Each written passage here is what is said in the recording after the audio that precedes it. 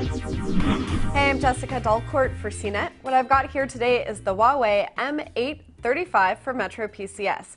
It's also known as the T-Mobile Comet and the Huawei Ideos, so if it looks a little familiar to you, that's why. This is quite an entry-level phone. It runs Android 2.2 Froyo, but it does not have hotspot support. That's pretty normal for this type of phone and also for phones that run on prepaid carriers.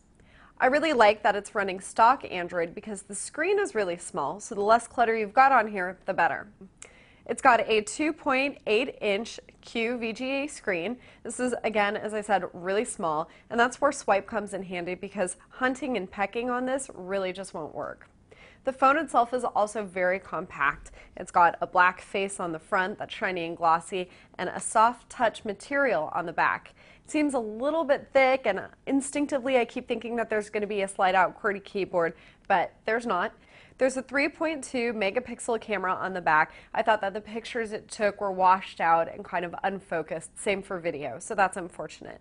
There's a micro SD card slot that takes up to 32 gigabytes of external storage, but you do have to remove the battery to get at it, and that's a downside. On top of all of these drawbacks, the processor is also really slow, and it only has 2.5G data, so it feels really pokey overall. Call quality, also not so hot.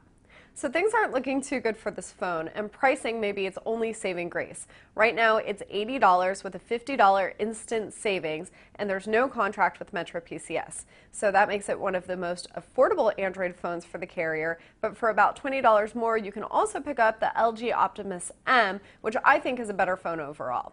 So again, this is the Huawei M835, and you can check out my full review, all the pros and cons, at cnet.com.